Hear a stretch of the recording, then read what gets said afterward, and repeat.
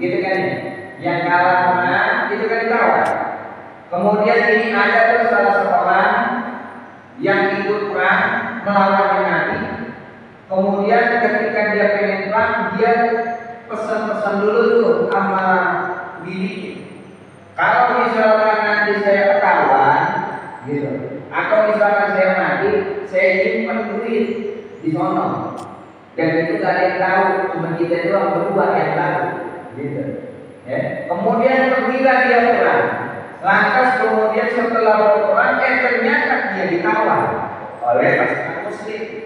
Maka konsekuensinya ketika seseorang itu ditawan selepas perang itu ada dua. Yang pertama, dia tebus, gitu. Dia tebus dirinya. Yang kedua, dia kalau mau tebus maka ajarin orang muslim untuk dia belajar.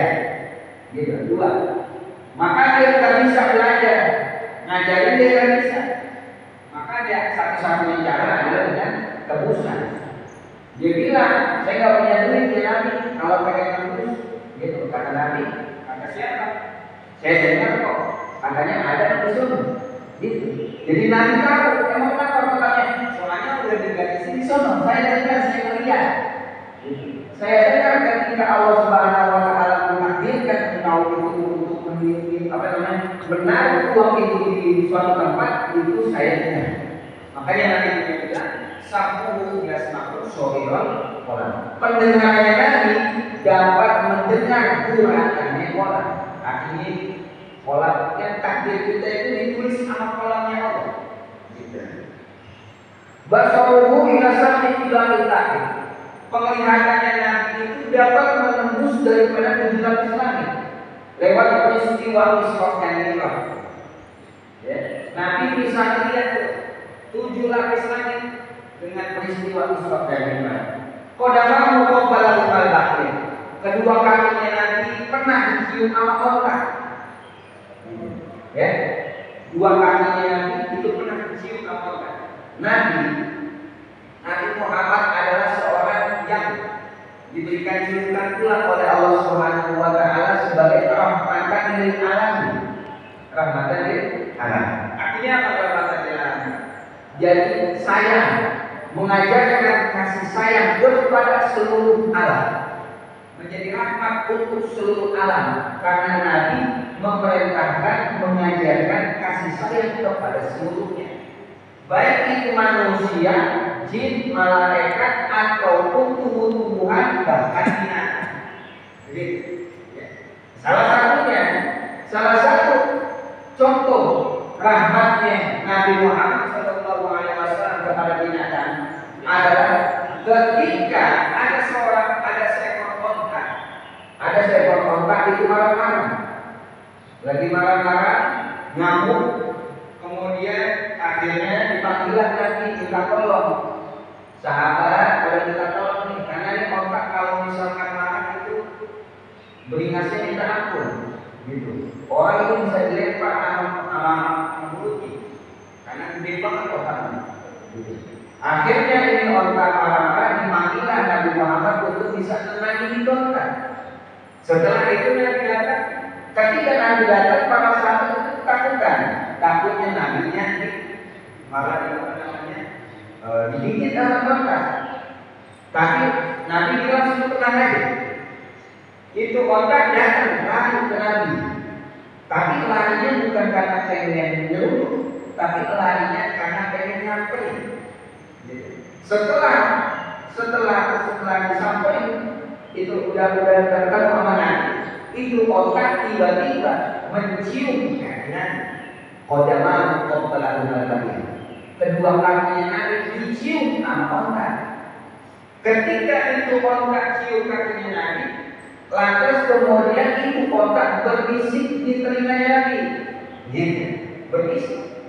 Dia ngomong ke onta, bosnya dia ngaku kalau misalkan itu onta selama ini itu diseksa mulu sama tuannya, makanya dia marah-marah. Gitu. Dia diseksa, dia jatuh, dia lapar terus karena jangan dikasih makan. Gitu. Akhirnya Nabi Muhammad manggil yang punya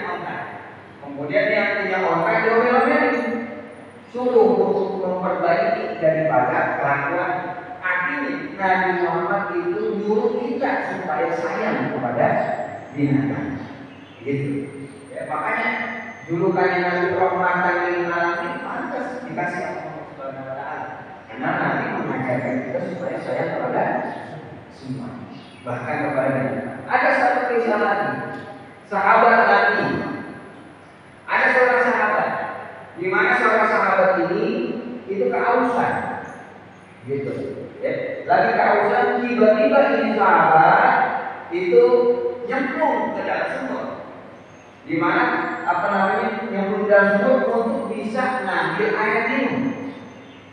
Setelah udah ngambil air minum di dalam sumur, kemudian naik sahabat dilihatnya ada anjing, ada guguk, lagi dari jauh tanah, lagi jilat-jilat tanah, gitu. Kenapa dia kok bisa jilat-jilat tanah? Karena itu anjing ada kehausan. Kemudian akhirnya ini sahabat kasihan, turunlah lagi ke sahabat. Setelah udah di dasar, udah turun dalam sumur, kemudian dilepas sepatunya, diambil air pakai sepatunya, naik lagi, dikasih minum kepada itu anjing. Setelah itu laporan kepada Nabi, dia nanya ke Nabi, saya berbuat begini, kira-kira apakah saya berpahala gara-gara saya itu ngasih minum ke anjing? Maka lantas jawabannya dia, fi kadidin rotbat aja. Di dalam setiap lambung yang basah itu ada pahala.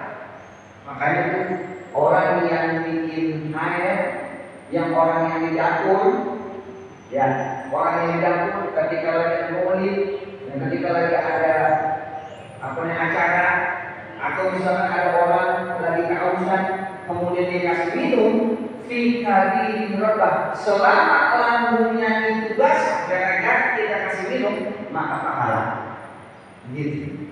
Begitu. Itu terkenal. Itu terkenal. Fi kadidin rotbat aja. Di dalam setiap lambung yang basah ada pahala. Maka untuk yang bikin teh, yang bikin kopi, yang masak di dapur buat perempuan-perempuan ibu-ibu, karena ketika diminum maka lambung menjadi basah, pahala. Jangan sampai lambung orang itu kering. Kalau lambung orang kering, nah itu jadi ladang buat kita tuh, buat pahala tuh, gitu, supaya jadi basah. Gitu. Kasih minum ke anjing. Ketika saat itu anjing itu minum kemudian basah lambungnya, itu dia pahala. Apalagi kasih minum doa, gitu, itu kata Nabi. Fazal masyarakat minal mihat. Ketika itu ontak mencium kaki Nabi, kemudian dia ngadu kepada Nabi, maka hilanglah segala musibah, segala kesedihan daripada si ontak. Gitu, ya. Makanya itu katanya kalau dia mudas, kalau misalkan ada orang dia pergi haji atau pergi umroh, kemudian habis pulang dari haji atau habis pulang dari umroh, kemudian dia jadi baik, dan ketika sujud dia nyium bekas kaki Nabi. Begitu. Tapi kalau misalkan dia habis pergi haji atau habis pergi umroh, dia malah bukannya jadi baik, tapi malah jadi bikinan jahat, maka dia itu yang ciumnya itu bukan cium bekas kaki Nabi, tapi cium bekas Abu Jahal. Begitu. Ya. Nah, jadi biar aja bukan. Kalau misalkan habis pulang haji, habis pulang umroh, dia jadi jahat, apa jadi baik? Gitu. Kalau jahat berarti bekas cium kaki Abu Jahal. Gitu. Tapi kalau misalkan jadi baik, berarti bekas cium kaki Nabi. Gitu. Bekas kaki Nabi. Amal itu yang beriman kepada Nabi itu bukan kayak manusia aja. Amal itu dia waktu beriman sama Nabi. Ya.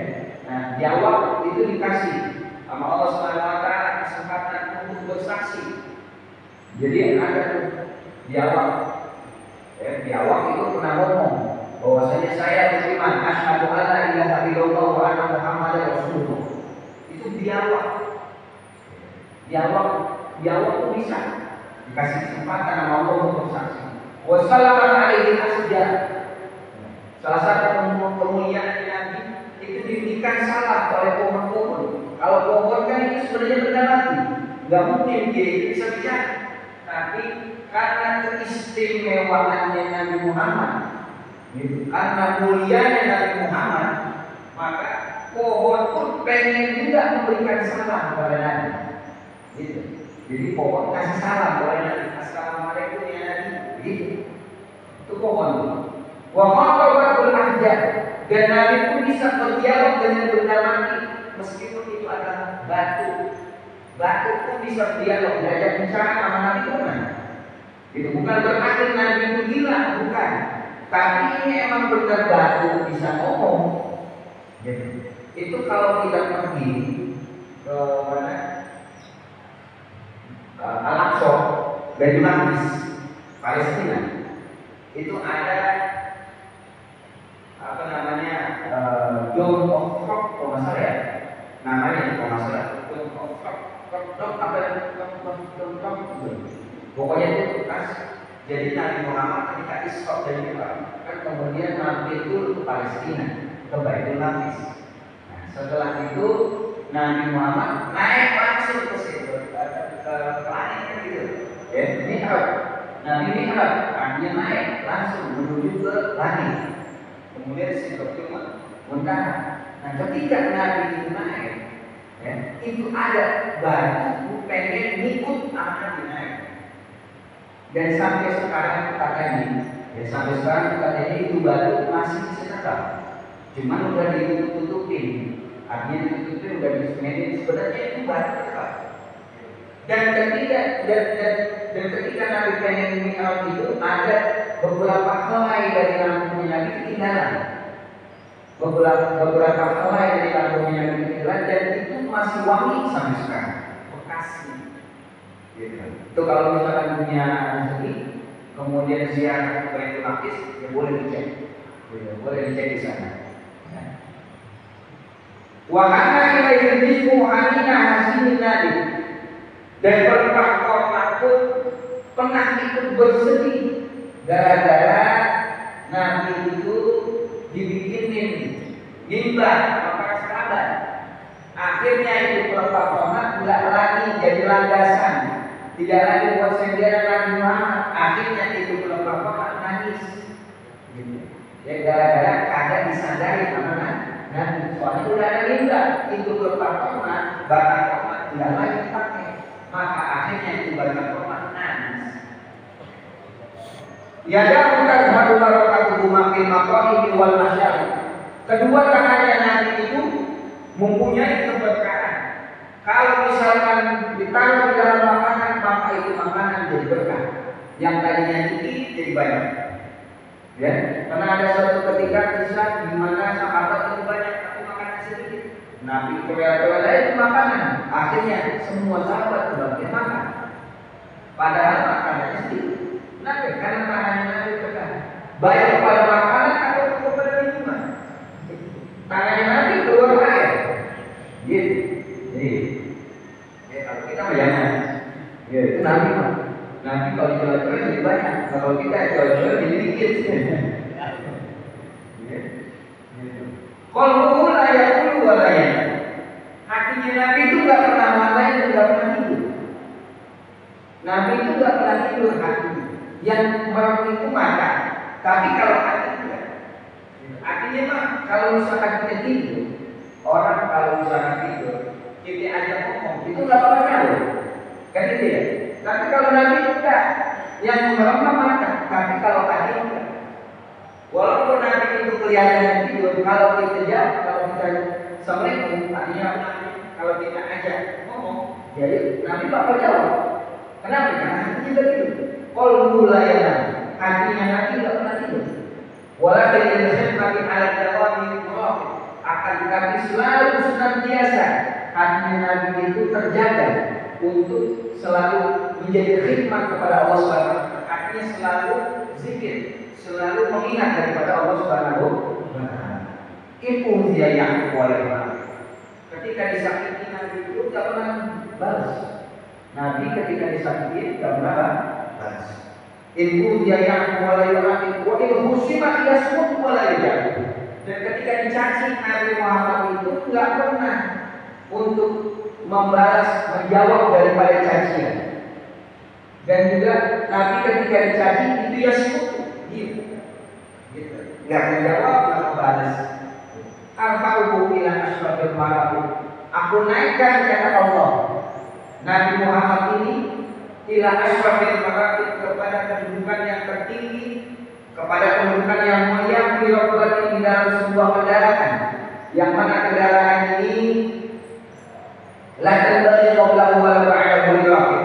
Enggak ada baik sebelumnya Nabi atau setelahnya Nabi itu enggak bakal ada yang bisa tunggangi ini kendaraan, yaitu buruk. Dulu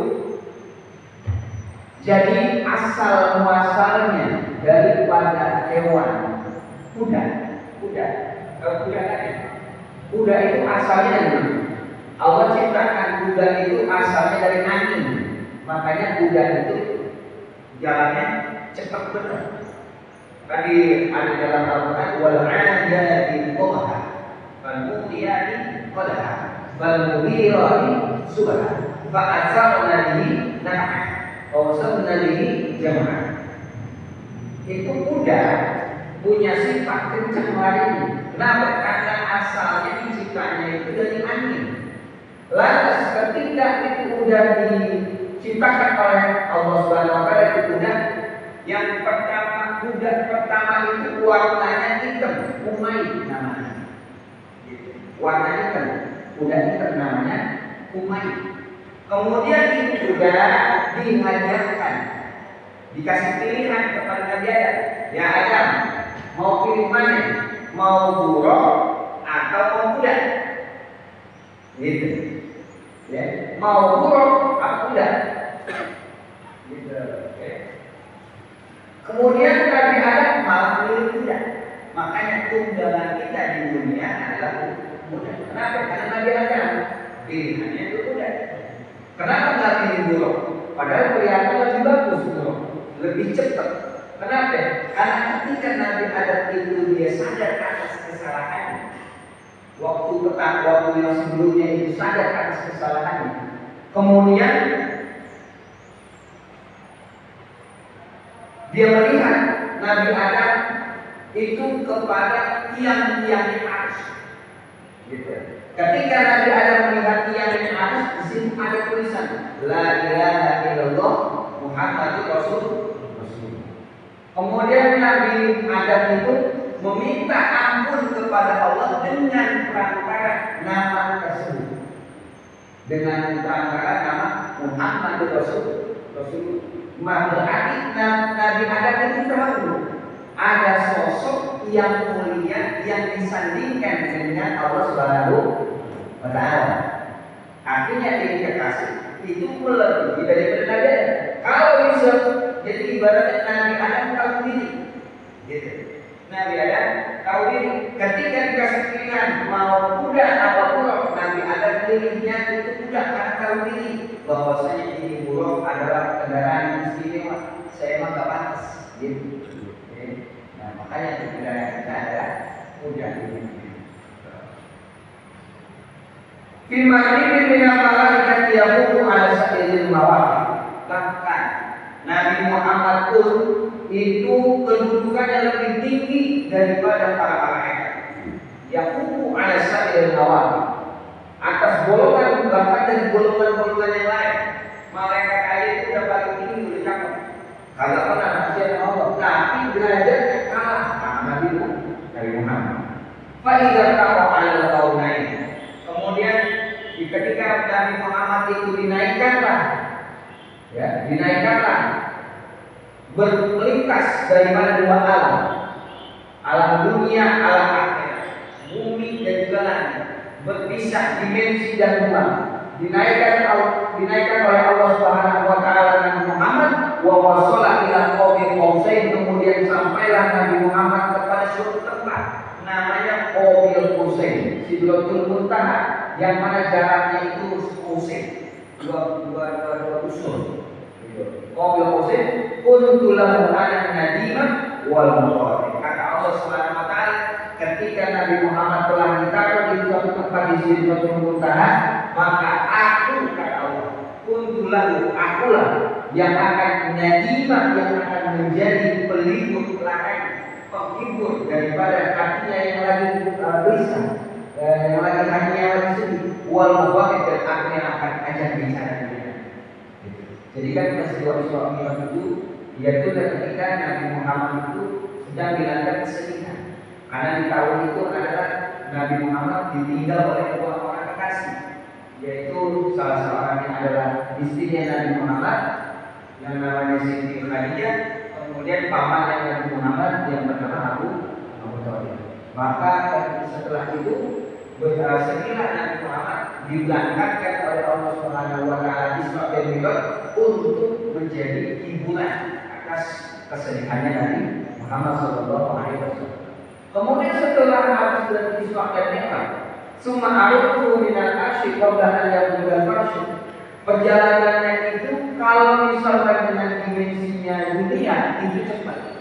Dikatakan bahwasanya itu sekitar Nabi Muhammad itu kasurnya itu masih hangat. Kasurnya masih hangat. Gitu. Kalau misalkan kita tidur, kemudian kemudian terbangun, maka kasur kita itu akan jadi hangat. Tapi kalau udah kelamaan jadi dingin, kan gitu. Ya. Saking cepatnya itu perjalanan, itu sekitar serasa Nabi Muhammad kalau kasurnya Nabi Muhammad itu masih hangat, belum jadi dingin. Artinya apa? Perjalanan Isra dan Mi'raj itu cepat benar. Ya, dikatakan begini. Nabi Sulaiman dikasih mukjizat oleh Allah Subhanahu wa taala dapat menundukkan angin.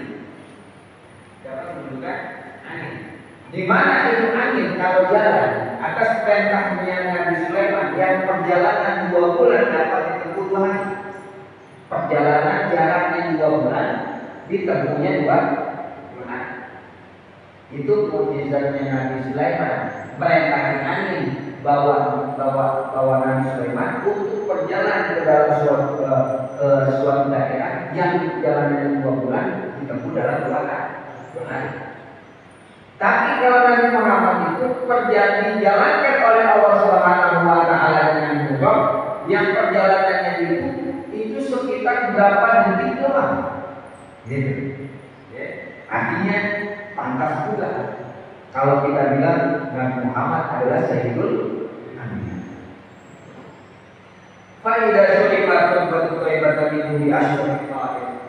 Maka tanah suci Mekah telah dimuliakan oleh atas kehadirannya saat kelahiran waktu ibina al-adami wal najmi. Maka berbondong-bondong orang-orang menuju ke tanah suci itu, baik dalam keadaan berjalan kaki maupun dalam keadaan berkendara, untuk menemui baginda Nabi Muhammad SAW. Nah ini dia kisah atau biografi daripada Nabi Muhammad SAW di dalam kitab Maulid yang kita baca. Kalau bisa kita pahami, kita arti. Kalau misalkan kita arti, kalau kita pahami daripada makna Maulid yang kita baca, itu menjadi lebih bisa supaya kita lebih cinta kepada Nabi Muhammad SAW. Ini mana kita perbanyak selawat. Ya, supaya namanya itu ada senantiasa di dalam hati. Ya, karena orang itu ada beda kampung sama cinta. Kalau kampung itu belum tentu cinta. Kampung belum tentu cinta. Tapi kalau cinta itu lebih daripada itu.